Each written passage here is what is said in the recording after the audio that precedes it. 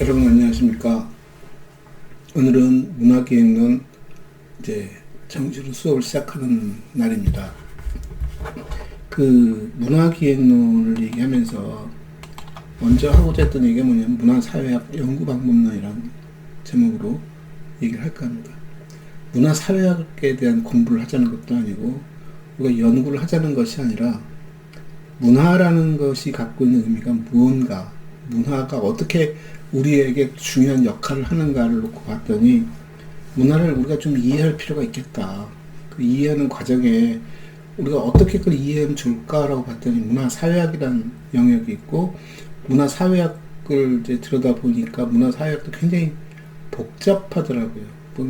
사회과학이라는 것 자체가 복잡하기도 하고 사회학이라는 것이 인간을 다루는 학문이다 보니까 그 해석이라든가 이런 것들이 굉장히 그 자연과학과는 좀 다르게 그 현상들이나 이런 것들을 바라보는 시점들도 굉장히 복잡하더라. 그래서 그런 것들에 대한 전제, 그런 것들에 대한 이해가 우리에게 있어야 우리가 어떤 문화를 기획할 때 어떤 그 관점을 갖는다든가 아니면 어떤 그 어떤 구조들, 그런 구성 방법 이런 것들에 대한 이해를 좀 더 확실하게 할 수 있을 것 같아서 문화 기획론 시작을 문화사회학의 연구 방법에서 약간 차용해서 쓰기로 했습니다. 그래서 이거는 전문적인 학술적인 내용을 다루려는 것이 아니라 문화를 이해하는 과정 속에 우리가 좀 가볍게 얘기를 전달하기 위함이고 그 첫 시간이 이제 패러다임, 이론, 관점 이런 용어에 대한 이해와 이런 것들이 우리가 문화사회학 또는 문화를 연구하고 문화를 기획하는 사람들이 어떤 사고 어떤 식으로 접근해야 하는가에 대한 얘기일 것 같아서 출발을 해보는 것입니다. 그래서 이제 우리가 패러다임이라는 단어를 예를 든다면 패러다임이라는 얘기를 하기 전에 문화사회학이라는 것 자체가 이제 조금 한번 개념 정리를 하고 넘어가자면 인간은 자연의 한 부분임에도 불구하고 인간이 동물과 다른 동물들과 차이가 뭐냐면 인간은 사회를 형성하고 살아간다는 것이고 엄격하게 말하면 인간은 자연을 극복하면서 살아가는 것이라고 저는 생각합니다.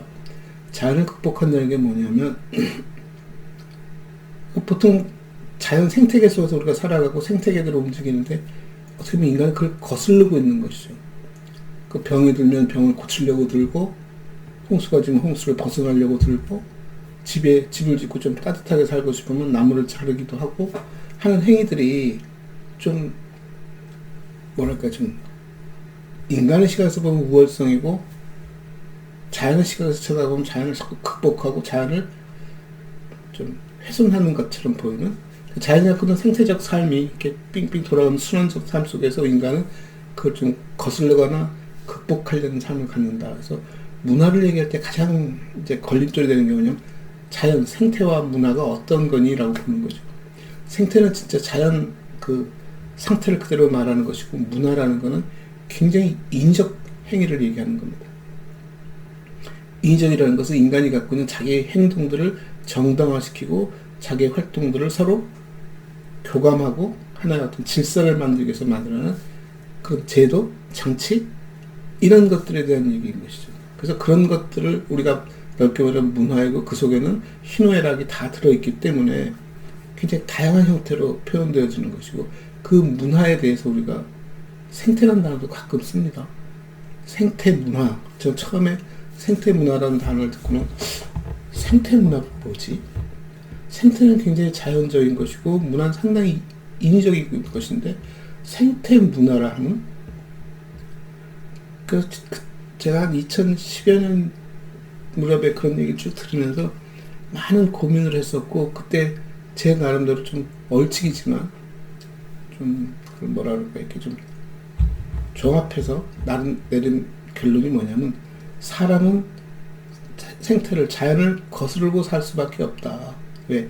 자기 삶의 영속성과 안위를 위해서 그럴 수밖에 없는데 그 속에서 인간이 할 수 있는 가장 현명한 방법이 뭐냐면 자연을 생태를 지속 가능한 상태로 유지하는 그 선에서 자기의 인정의 행동을 뭐랄까 정당화시킨다 하는 것이 가장 이상적이지 않을까 생태 문화라 하면 자연을 자기 치유할 수 있는, 자기 스스로가 극복할 수 있는 그 능력을 지킬 수 있는 한도까지 인간이 그 자연을 활용할 수 있게끔 해주는 것.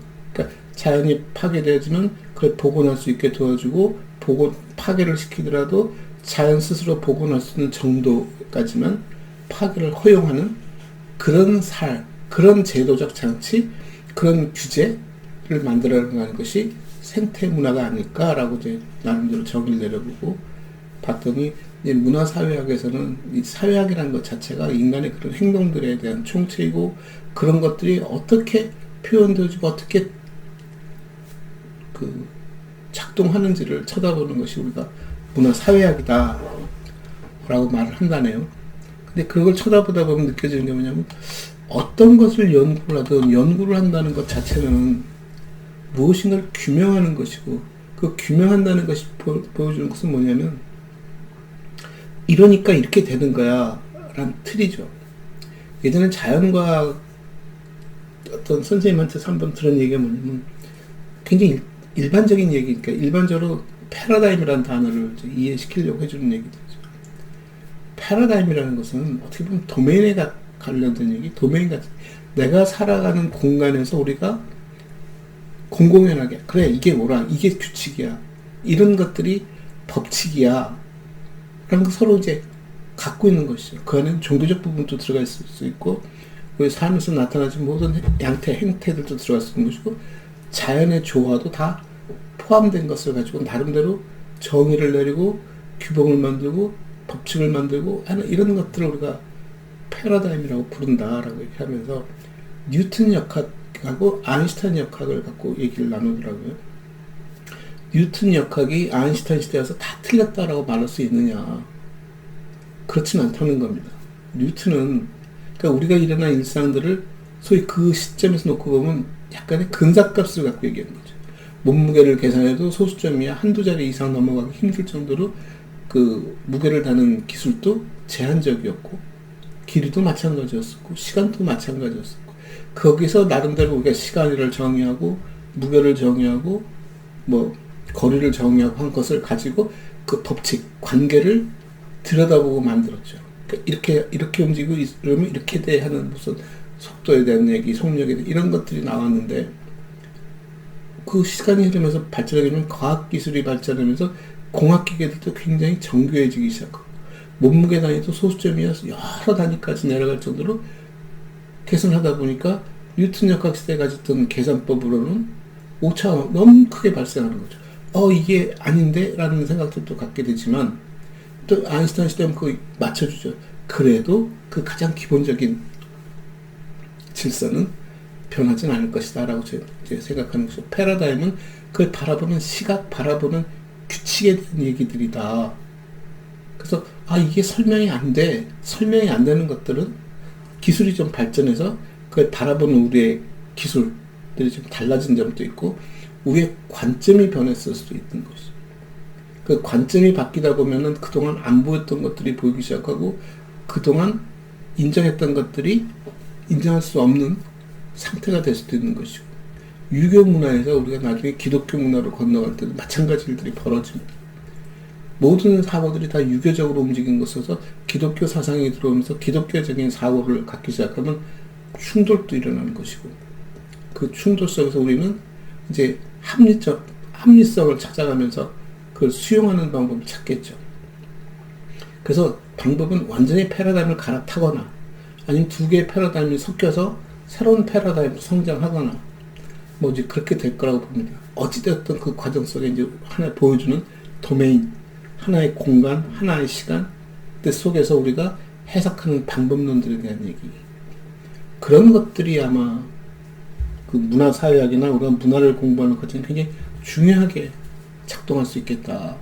우리가 어떤 시각, 어떤 관점, 어떤 규정, 어떤 규범 속에서 쳐다보느냐, 그 속에서 그걸 어떻게 우리가 해결해 가느냐, 하나의 틀이라는, 우리가 이 얘기를 지금 문화에 대한 얘기라고 패러다임의 얘기를 할 때는 이미 그 속에 상당 부분이 변이가 발생했거나 상당 부분 해석이 불가능한 일들이 일어나고 있거나 서로 다른 문화들이 충돌하고 있는 현상들을 바라보면서 있다는 것이죠.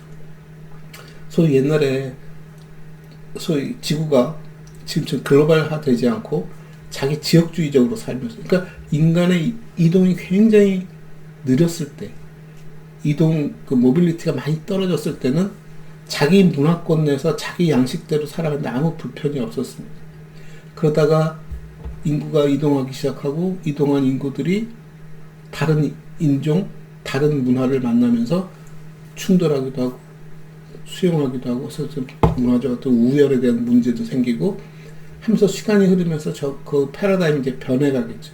자연스럽게.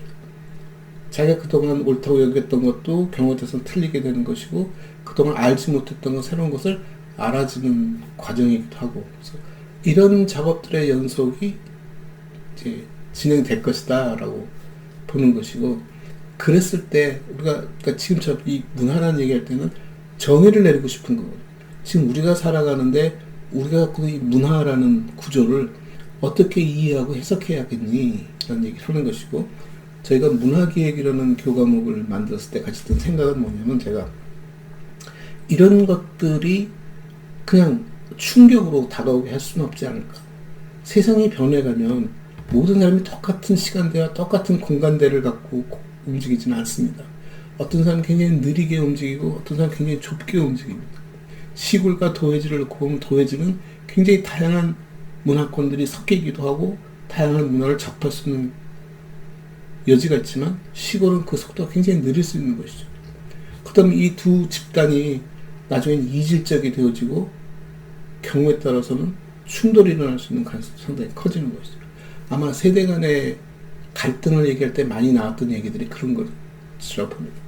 나이 드신 분들이 살고 있던 세대, 그들이 갖던 문화 패러다임과 그 자기의 그 사상적 패러다임과 젊은 친구들이 성장하면서 받아들이는 많은 내용들 간의 갈등.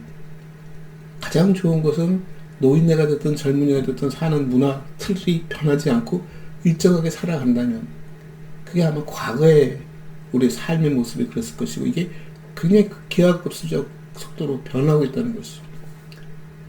지식이 과거에 우리가 평생에 걸려서 배웠던 지식들이 지금 와서는 불과 며칠, 몇 달 사이에 그 지식들의 양이 양산되어지고 소모되어지고 소비되어지고 스쳐 지나가면서 어떻게 보면 제대로 전달되지도 못하고 그냥 사라져가는 것도 있는 것이고, 그래서 유행이라는 말, 거의 아마 제가 봤을 때는 현재 우리가 살고 있는 이 문화라는 것은 그런 일시적 유행들이 휙휙 돌개바람 불듯이 한 번씩 휙휙 스치면서 지나가고, 사람들은 이제 곧 또 새로운 바람이 불어올 것이니까 하면서, 제 개인적인 생각은 상당히 나태해질 수도 있겠다.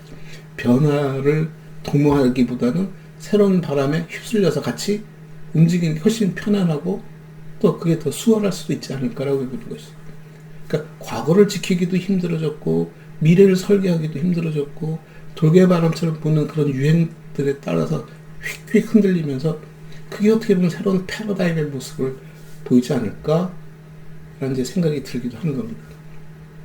뭐 이런 것들이 정확하게 이론적으로 연구해서 나온 거니? 라고 말을 하면 저 자신 그렇게 말하기는 쉽지 않지만, 그럼에도 불구하고 저는 이런 얘기를 하고 싶습니다. 그래서 패러다임이라는 얘기를 하고 아까 규칙이라는 얘기를 하고 뭐 그런 규범에 대한 얘기를 한 것처럼, 아까 그 뉴턴 역학과 아인슈타인 역학 얘기하듯이 그런 패러다임이 하나 형성되어지면 그 속에는 굉장히 다양한 법칙과 이론들이 만들어진다고 봅니다.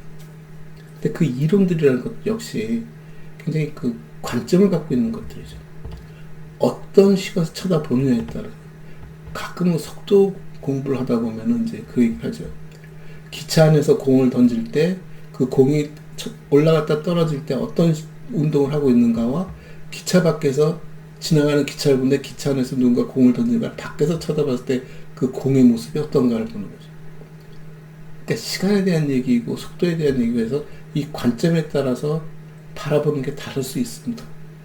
뜻은 우주 공간에서 똑같이 움직이죠. 그러니까 시간조차도 왜곡되어져서 시간은 공평하다고 생각하고 똑같이 흐른다고 생각하지만 실은 시간은 이 우주 공간 내에서 서로 왜곡되어 있다는 거죠. 어디서는 엄청나게 빠르게 시간이 흐르고 어디서는 엄청나게 느리게 시간이 흐르고 인터스텔라 같은 영화를 보면 그 속에서는 그 좀 약간 이해가 안 되는 그 이동의 문제에 있어서 시간에 대한 개념들이 잘 안 잡혀 있긴 하지만 우주의 어느 한 공간에서 살던 사람이 여기 왔을 때는 엄청난 시간 변화, 불과 며칠을 살다 온 사람이 있어서 수십 년이 경과하는 얘기도 하고, 그래서 그런 것처럼 어떤 이론들이 나오기 시작하고, 이론들은 그 패러다임, 우리가 그 예전에 그 수학을 공부할 때도 2차 방식 얘기하고 뭐 직선 얘기하고 이럴 때 하는 얘기가 뭐냐면 2차 평면에 대한 얘기합니다. X축, Y축으로 되는 평면에 대한 얘기를 하기도 하고, 실수에 대한 얘기를 하기도 하고, 공간, 3차 공간 얘기도 하고, 허수에 대한 얘기도 하고, 복소수에 대한 얘기도 하고 하는 것들은 그 어떤 현상과 어떤 그 사건들을 해석하기 위한 기본 틀. 우리가 지금 집을 지을 때 보면 똑바로 지으라고 하지만 실은 집을 우리가 알고 있는 아주 절대적인 값에 똑바로 지은 집은 다 무너진다지 않습니까? 왜? 지구는 돌고 있기 때문에. 그래서 돌고 있다는 것을 딱 전제하는 순간 우리는 뭐가 되냐면 지구는 평평해지는 것이고, 왜? 그 부분이 이미 다 내재되어 버리고 평평한 지구에 직각으로 집을 세웠다고 생각하고 그렇게 자를 만들고 그렇게 설계를 하고 그런 공법으로 실제로 집을 짓고, 근데 실제로 놓고 보면 지구는 돌고 있기 때문에 이 도는 것에 대한 속력 문제도 받아들이는 것이고, 이것이 가졌을 때 집의 각도 문제도 우리는 좀 다른 시각에서 쳐다볼 필요가 있는 것이죠. 가끔 여러분들이 딱 지도를 펴들고 전 세계 지도를 펴놓고 아, 한국에서 미국을 가려면 이렇게 가면 되네 라고 생각하고 선을 긋지만 실제로 그 지구를 그대로 감아서 지도를 감아서 이렇게 공처럼 만들고 나면 우리가 그 은선이 최단선일까? 그렇지 않다는 것이죠. 그 최단선이 이렇게 올라가져 있지 않습니까? 그러니까 서울에서 뭐 미국 LA를 간다는데 항로를 잡다 보면 왜 이렇게 직선처럼 보이지 않고 이렇게 휘어진 곡선을 보일까 하는 것은 곡면을 펴놓은 것이 우리에게 익숙하니까 그 속에서 나타나는 이제 값들이고 그 속에서 이제 설계되어지고 그 속에서 계산되어진 모습들에 대한 얘기라고 본다면, 아, 이론이라는 것들이나 법칙이라는 것들이 이런 맥락에서 만들어질 수 있겠구나. 그러니까 이론이 틀렸다는 것이 아니라 어떤 이론이든 그 이론을 정당화시킬 수 있는 환경, 도메인, 이 공간이 필요한 것이고 이 공간에 갖고 있는 구조가 절대적으로 반영되어진 상대적인 얘기들이다라고 놓고 본다면, 아, 이런 식으로 우리가 사물을 볼 수 있겠구나 라는 얘기를 할 수 있겠다는 거죠. 제가 그냥 일반화시켜서 알고 있는 것, 들은 것들을 좀 정리해 가면서 이런저런 지금 얘기를 하는 겁니다. 그래서 우리가 문화 연구를 하겠다는 것은 그런 패러다임조차도 좀 달리 볼 필요가 있다는 거죠. 어떤 시각에 대한 얘기, 어떤 관점에 대한 어떤 공간에, 어떤 도메인에 대한 얘기. 이 도메인을 지구 전체를 한 개의 도메인으로 놓고 본다면 이제 더더욱 복잡해지는 거죠. 그냥 굉장히 다양한 양태들이 보이는 거고, 그 양태들은 시간과 공간으로부터 어느 정도 독립성을 갖고 움직이는 것들이 있고, 왜? 머저리티, 그 다수들이 쉽게 얘기하면 같은 도시에 살더라도 이 도시 어디에 사느냐에 따라서 사는 사람들의 삶의 양태들도 다 다를 수밖에 없는 거고, 24시간 360일 내가 만나는 사람들의 공간과 그렇지 않은 사람들의 공간 속에서 일어나는 현상들이 달라지는 것이고, 심지어 지금처럼 그 사이버 공간이 좀 더 좀 강하게 작동하는 공간에서는 내가 매일 보는 사람보다는 사이버 공간에서 만나는 사람이 훨씬 더 소통하기가 쉬워지는 것이고, 그네들과 사고 형태도 달라질 수 있다는 것이죠. 이게 직접 상관은 없지만 좀 재밌는 에피소드 하나 들려드리자면, 제가 미주리 주립대학에 한번 연구원으로 나갔을 때 그쪽 전공하는 학과장이 뭐라고 말하냐면, 자기는 자기 학과에 있는 교수들과는 거의 교류가 없다. 그런데 다른 대학에 있는 나와 비슷한 전공을 한 사람들하고는 굉장히 빈번하게 교류를 하고 있다라고 얘기를 하더라고요.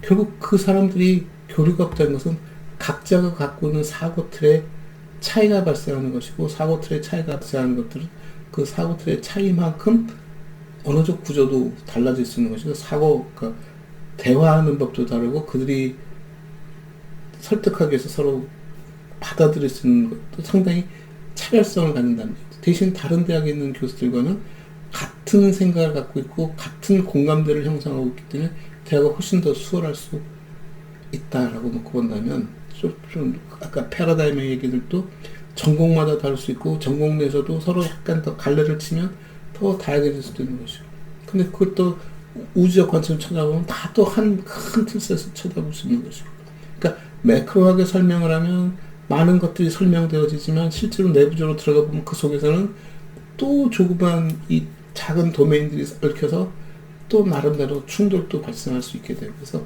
문화를 연구한다는 것은 일단 이것이 갖고 있는 범주가, 이것이 미칠 수 있는 영향력이, 그리고 여기서 설계되어지는 것들이 다른 곳에 영향을 미칠 수 있는 가능성이 어떤지에 대한 얘기와 그런 것들의 유사성들이 드러날지 또는 막힐지 보여지는 것들에 대한, 쉬운 예로 우리가 기독교를 믿는 사람들과 그렇지 않은 사람들 사이에서 일어날 수 있는 사상적 부분들에 대한 윤리적 문제들도 굉장히 다르게 쳐다보는 얘기들도 있는 거죠. 그래서 종교 영화를 본다거나 옛날 우리 과거의 역사를 우리가 돌이키는 영화를 볼 때는 그 관점에 따라서 해석들이 굉장히 다양해질 수밖에 없는 부분들도 나오는 것 같다라는 생각이 듭니다. 그래서 우리가 문화를 연구하고 문화를 기획한다는 것은 기획이라는 어떤 기술적 접근과 어떤 그 프로세스, 과정에 대한 얘기보다 훨씬 중요한 것은 그 대상과 그 대상들에게 우리가 추구하는 것이 무엇인지에 대한 그런 어떤 상황과 어떤 목적과 이런 것들에 대한 얘기고, 이런 것들이 어떻게 서로, 그러니까 우리 주민들에게 좋은 일을 하겠다라고 어떤 문화 기획을 했는데 결과적으로 그 사람들에게 상처를 줄 수 있는 것이고, 그 사람들의 반발을 불러올 수 있는 것들도 충분히 있을 수 있다. 그래서 그 기획한 사람이 불순한 생각을 갖고 시도한 것이 아니라 그 사람이 갖고 있는 사고 틀과 지금 이 지역 주민들의 사고 틀이 조금 다를 수도 있는 것이고, 그 속에서 타협할 수 있는 타협점을 찾지 못하거나 엉뚱한 것을 건드리기 시작하면 그런 문제도 충분히 일어날 수 있지 않을까라고 이제 보는 게 제 생각입니다. 그래서 우리가 그 문화사회학 연구 방법론 또는 뭐 문화에 관련된 포괄적인 생각, 그러니까 우리가 뭘 연구하자라고 그런 지적 연구를 하자고 이렇게 나선다기보다 그런 고민들 한 번쯤 해보고, 그런 고민들 속에 우리가 할 수 있는 여러 가지 그 용어적 얘기, 뭐 패러다임이라든가 이론이라든가 관점이라든가 그런 것들을 조금 더 이해할 필요가 있지 않을까라고 보는 의미에서 제가 간단히 얘기를 했습니다. 그러니까 이 말은 어떤 학술적인 것을 주장하거나 하기 위해서 나온 것이 아니니까 좀 너그럽게 봐주시고 했으면 좋겠습니다. 그래서 오늘은 이쯤 마칠까 합니다. 감사합니다.